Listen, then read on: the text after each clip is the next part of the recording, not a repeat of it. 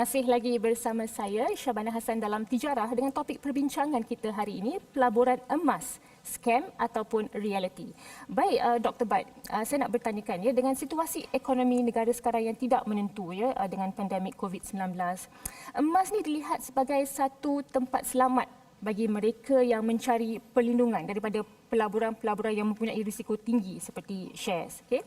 Contoh, tetapi dengan begitu banyak sangat penipuan dalam pelaburan emas, ini membuatkan masyarakat kita macam agak skeptikal nak membuat pelaburan dalam pelaburan emas yang patuh syariah. Jadi sebagai seorang konsultan di sebuah organisasi yang banyak memberikan nasihat terhadap pelaburan patuh syariah iaitu Isra Consulting, saya nak bertanyalah, wujud ke syarikat pelaburan emas yang betul-betul patuh syariah di luar sana? Baik, jawapan dia ya, memang ada syarikat-syarikat bahkan bank-bank yang reputable banks yang menawarkan produk-produk pelaburan emas. Dan kalau kita tengok satu-satu produk pelaburan yang melibatkan emas akan diiktiraf sebagai patuh syariah ataupun syariah compliant investment bila mana dia memenuhi beberapa ciri-ciri wajib.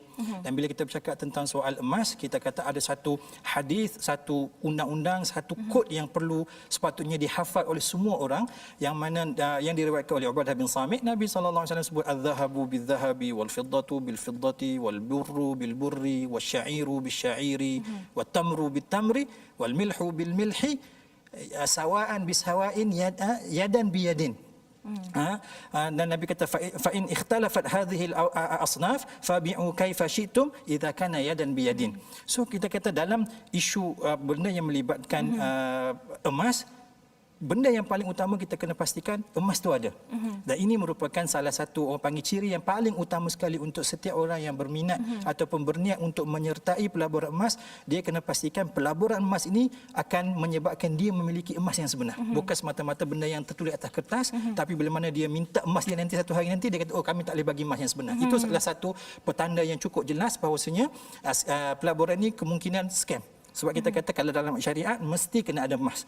Dan bila mana satu pelaburan tu dikatakan sebagai pelaburan patuh syariah, dia mestilah memenuhi syarat utama transaksi penjualan emas, iaitu dia mesti dilakukan secara spot ataupun orang panggil secara tunai, yang mana pembayaran perlulah terus disusuli dengan pemindahan hak milik emas tu daripada penjual kepada si pembeli ataupun si pelabur tu.